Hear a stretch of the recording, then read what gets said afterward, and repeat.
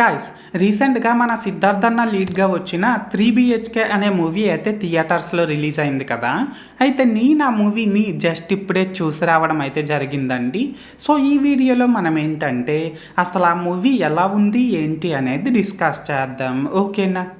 అయితే ఇక్కడ first of all ఈ మూవీలో స్పాయిలర్స్ లేకుండా బేసిక్గా స్టోరీ లైన్ ఏంటంటే గైస్, వాసుదేవన్ అనే ఒక మిడిల్ క్లాస్ ఫాదర్ ఏమో నేను ఎలాగైనా ఒక సొంత ఇల్లు కట్టుకోవాలి అని అయితే అనుకుంటాడు. కానీ తనకుండే ఫ్యామిలీ ప్రాబ్లమ్స్ వల్ల అది జరగదన్నమాట.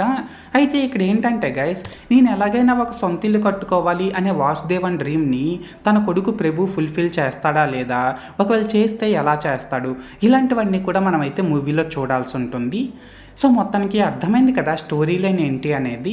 అయితే ఇప్పుడు ఈ మూవీలో నాకు కనిపించిన ప్లస్ పాయింట్స్ ఏంటి అనే విషయానికి వచ్చినట్లయితే గైస్, ఈ మూవీలో యాక్ట్ చేసిన యాక్టర్స్ అందరూ కూడా లైక్ మన సిద్ధార్థ్ అన్న, శరత్ కుమార్ గారు, దేవయాని గారు, యోగిబాబు గారు, ఇలా ఇందులో యాక్ట్ చేసిన యాక్టర్స్ అందరూ కూడా చాలా బాగా పెర్ఫామ్ చేశారండి. ఇంకా ఇందులోని ఎమోషనల్ సీన్స్ కూడా చాలా కనెక్టబుల్గా ఉన్నాయన్నమాట.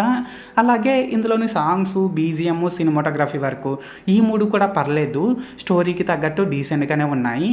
అండ్ ఇక్కడ లాస్ట్గా ఏంటంటే గైస్, ఈ మూవీలో ఎలాంటి అడల్ట్ కంటెంట్ లేదు కాబట్టి దీన్ని చూస్తాము అనుకుంటే మీరు ఫ్యామిలీతో కూడా చూసేయచ్చు అన్నమాట.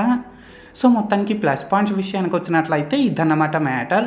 అండ్ ఇప్పుడు ఈ మూవీలో నాకు కనిపించిన మైనస్ పాయింట్స్ విషయానికి వచ్చినట్లయితే గైస్, ఈ మూవీ మొత్తం కూడా కొంచెం స్లో పేస్లో రన్ అవుతుందండి.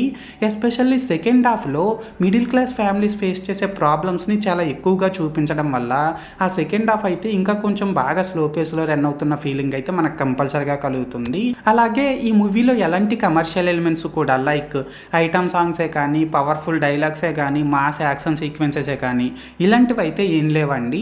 సో వీటిని ఎక్స్పెక్ట్ చేసి ఈ మూవీని చూసే వాళ్ళకైతే ఇది పక్కాగా డిసప్పాయింట్ చేసేస్తుందనే చెప్పాలి. సో మొత్తానికి మైనస్ పాయింట్స్ విషయానికి వచ్చినట్లయితే ఇదన్నమాట మ్యాటర్. అయితే ఇక్కడ ఓవరాల్గా ఏంటంటే గైస్, ఈ 3BHK మూవీ బాగుందా బాగాలేదనేసి అంటే నిజంగా చెప్తున్న మూవీ నాకైతే నచ్చిందండి.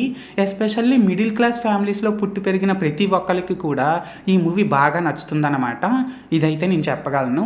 అండ్ నేను ఈ మూవీకి 5కి 3.25 రేటింగ్ ఇస్తున్నా. సో మీరు కూడా ఒకవేళ ముందే ఈ మూవీని చూసినట్లయితే మీరు ఈ మూవీకి ఎంత రేటింగ్ ఇస్తారో అది కామెంట్ సెక్షన్లో చెప్పేయండి, మర్చిపోవద్దే. This is Lokesh signing out. జై హింద్.